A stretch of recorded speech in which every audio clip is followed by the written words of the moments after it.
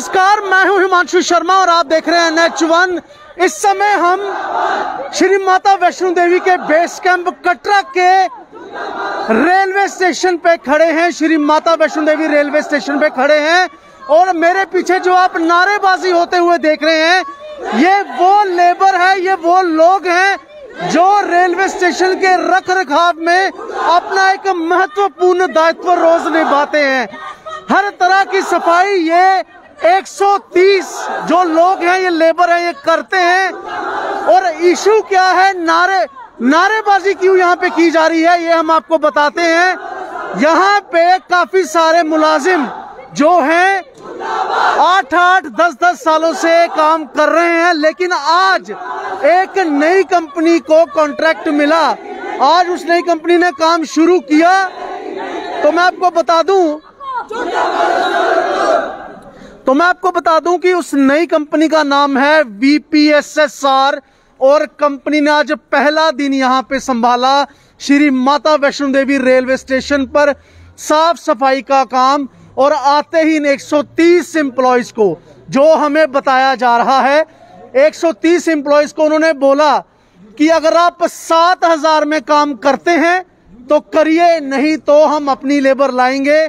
आप यहां से जाइए, हमें कोई परवाह नहीं कि आप 8 साल से यहां काम कर रहे हैं या 10 साल से।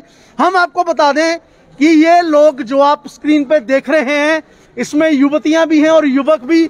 इन लोगों की सैलरी 9,500 रुपए थी और इनका जो PF था वो 2,500 रुपए कटता था। लेकिन आज जो नई कंपनी आई है, उन्होंने इन्हें कहा कि आप 7,000 में काम कीजिए और आपको 1,500 रुपए PF मिलेगा, जिसका इन्होंने विरोध किया।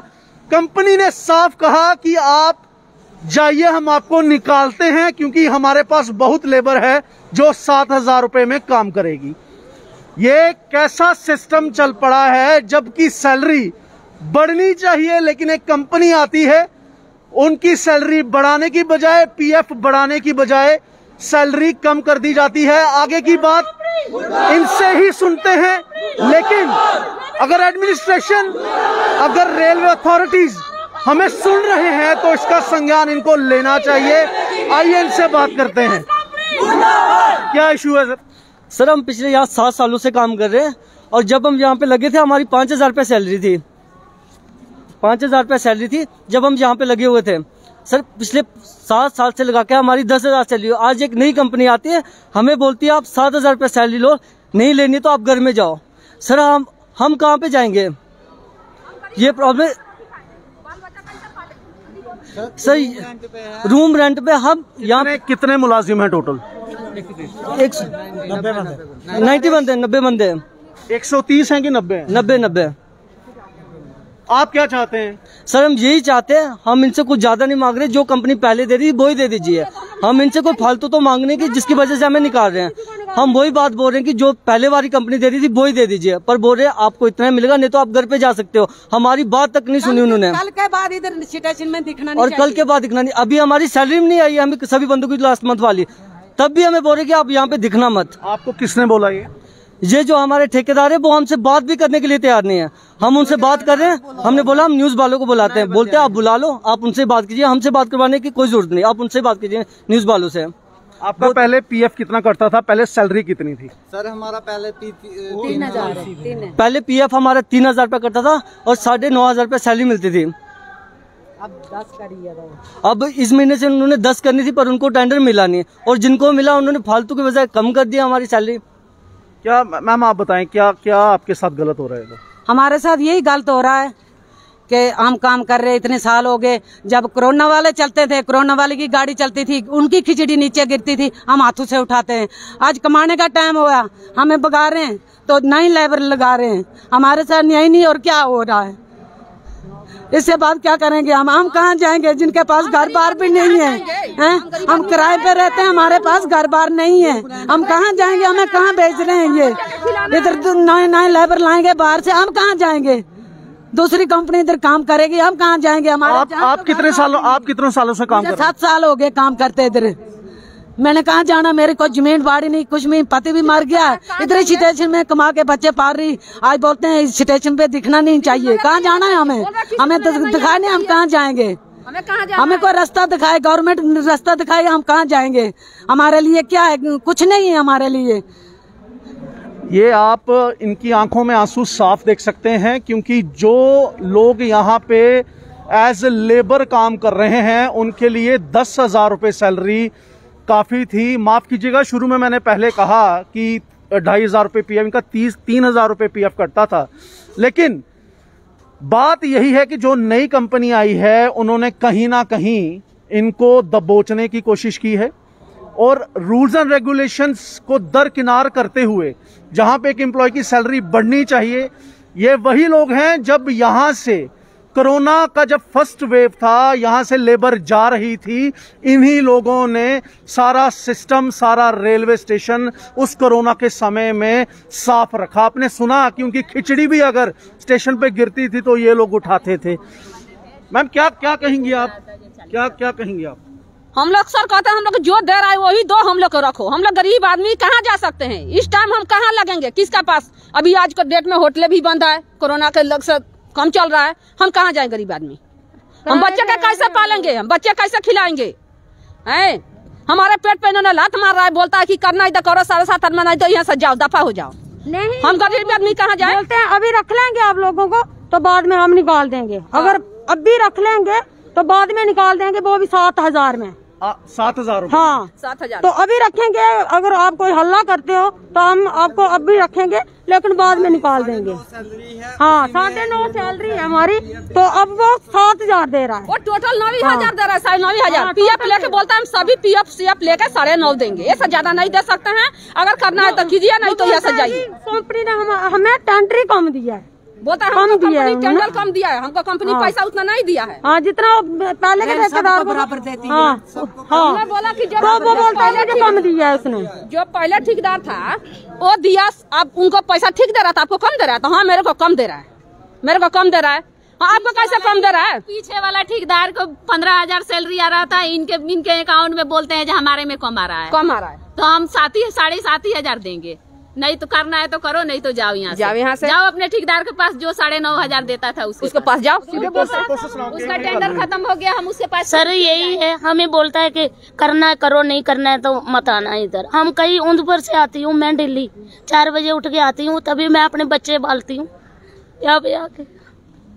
सुबह 4 बजे उठ के आती हूँ? हाँ जी, उधमपुर से आती हूँ। उधमपुर भी इसका ठेका है सर, उधर 6,000 देता है लेडीज को। जो बोल रहे कि कुछ भी तो ये निकाल देते हैं उनको, ये खुद ही निकालते हैं ठेकेदार जाके। आपकी अब मांग क्या है? हमारी मांग यही है, जो हमें पहले वाले ठेकेदार दे रहे हैं वही दो हमें, और हमारा हक मत खाओ। हमारे बच्चों का रिस्क, हमारे गरीबों का रिस्क मत लो।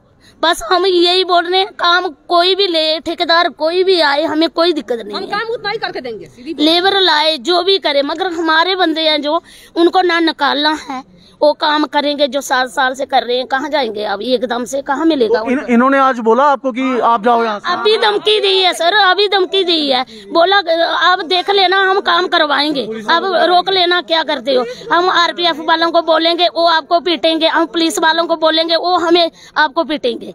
क्यों? हमने ना पुलिस वालों का बिगाड़ा है कुछ, ना हमने RPF वालों का बिगाड़ा है कुछ। अपना हक हम किसी को नहीं खाना देंगे, जान भी चले जाएगी ना तब भी देंगे। फिर इधर ऐसा नहीं है, घरदारों को हम इधर नहीं टिकना देंगे।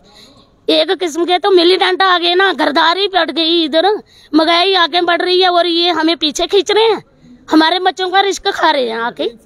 ये कहाँ का है ये, आप बताओ कहाँ का इंसाफ है? गरीबों के साथ है ऐसा हो रहा है। आज आप देखो तेल 200 रुपया kg है, हमने सिर्फ तेल ही खरीदना है या कुछ और भी खाना है? सब्जी देखो आप क्या रेट चल रहा है, अब कहाँ से खाएंगे? किराए पे हम लोग रह रहे हैं इधर, कोई अपना घर तो हमारे यहाँ नहीं, किराए पे रह रहे हैं हम लोग इधर। अगर 7,000 देंगे वो तो हम बच्चों को क्या खिलाएंगे? किराया कौन से? 7,000 रुपए सैलरी आज से पहले आपकी कब थी? 7,000 रुपए सैलरी? 7,000 पहले तो 3 साल पहले थी शायद, 4 साल पहले। हाँ 4 साल पहले थी हमारी 7,000, तो ये अब कर रहे हैं। आज ये सिखाएगा ठेकेदारों को कैसे चलते हैं ठेके, ये सिखाएगा चोर गरदार। मिलिटेंट बैठा हुआ ना गरीबों को खाने वाला है, गरीबों के बच्चे का रिस्क खा रहा है, ये मिलिटेंट ही है और कौन है? ये कहाँ का इंसाफ कर रहा है गरीबों के साथ ही, आप ही बताओ। ये आप साफ सुन सकते हैं। सबसे पहले जो आपने दृश्य देखे, यहाँ पे युवतियों के आंखों में आंसू हैं। ये वो युवतियां हैं, ये वो युवतियां हैं, ये वो युवतियां हैं जो यहाँ पे 7-8 साल से काम कर रही हैं। इनके आंखों में आंसू हैं। इनका कहना है कि 7,000 रुपए सैलरी इनकी आज से 3-4 साल पहले हुआ करती थी। अब इनकी सैलरी इस महीने से 10,000 रुपए होनी थी, लेकिन जो कॉन्ट्रैक्ट है वो किसी और कंपनी को चला गया। और उसके बाद जो कंपनी आज यहाँ पे आई है, जिसका नाम है VPSSR, उन्होंने इनको आते ही बोला आपकी सैलरी 7-7,500 रुपए होगी, आपकी सैलरी 7-7,500 रुपए होगी। अगर काम करना है तो कीजिए, नहीं तो चले जाइए, हमारे पास और लेबर भी बहुत है। यहाँ पे आपने सुना एक औरत कह रही है कि वो उधमपुर से सुबह 4-5 बजे उठकर आती है। और मैं आपको बता दूं NH1 के थ्रू कि ये वो लोग हैं कि वो काम करते हैं शायद कोई आम इंसान करना पसंद नहीं करता, लेकिन ऐसी कंपनीज जिनको आकर, और खासकर मैं यहाँ पे जो रेलवे प्रशासन है उनको भी बोलना चाहूंगा कि ऐसी कंपनीज को आप ठेका क्यों देते हैं जो आज भी लेबर का खून चूसने पे विश्वास रखती हैं। ये एक गलत तरीका है, क्योंकि लेबर की अभी आपने बात सुनी, लेबर परेशान है। रात के 10:30 पौने 11 हो रहे हैं और यहाँ पे लेबर नारेबाजी कर रही है इस ठंड के मौसम में। ये वो लोग हैं जो 7-8 साल से यहाँ पे रेलवे स्टेशन के रख रखाव में अपना योगदान दे रहे हैं, और एक कंपनी आती है और इनको बोलती है कि आप निकल जाइए। ये एक दुखद बात है इन लोगों के साथ। नौजवान यहाँ पे काम करते हैं, औरतें यहाँ पे काम करती हैं जिनको 7-7, 8-8 साल हो गए हैं यहाँ पे काम करते हुए, लेकिन बड़ी अचंभे की बात है कि एक नई कंपनी आती है और उनके साथ ऐसा बर्ताव करती है, क्योंकि इनके भी परिवार हैं, कोरोना का समय है और ये लोग यहाँ परेशान खड़े हैं। कल ही अभी यूनियन बजट आया है जहां पे आम इंसान को राहत देने की बात की गई है फाइनेंस मिनिस्टर सीतारमण जी द्वारा, लेकिन उसी बजट के अगले दिन श्री माता वैष्णो देवी रेलवे स्टेशन पे 90 के करीब मुलाजिम जिनकी सैलरी 10,000 रुपए है, एक नई कंपनी आती है, उस सैलरी को 7,000 रुपए करने की धमकी देती है और कहती है कि आप बाहर चले जाइए अगर आपको 7,000 रुपए में काम नहीं करना। जब भारत का बजट कल आया, फाइनेंस मिनिस्टर ने उस बजट को सामने रखा तो इन लोगों का खास ध्यान रखा गया, लेकिन यहाँ पे प्राइवेट कंपनीज आज भी मजदूरों का खून चूस रही हैं। आप वीडियो पे साफ देख सकते हैं। यहाँ पे औरतें जिनको अभी समय अपने घर होना चाहिए था, अपने बच्चों के साथ, अपने परिवार के साथ, वो यहाँ ठंड में खड़े होकर नारेबाजी कर रहे हैं। ये आप लाइव तस्वीरें देख रहे हैं NH1 पे। अब इस खबर का असर क्या होता है ये कल देखना पड़ेगा, लेकिन ये लोग अभी परेशान हैं, इनकी आंखों में आंसू हैं, जो आपने वीडियो में साफ देखा। इस इशू के साथ हम बने रहेंगे, NH1 बने रहेगा। आप मुझे दीजिए इजाजत। मैं हूं हिमांशु शर्मा, कैमरामैन प्रदीप सिंह के साथ, base camp Katra, Shri Mata Vaishno Devi railway station से। जय हिंद, जय भारत। जूता मारो सालों को, जूता मारो सालों को।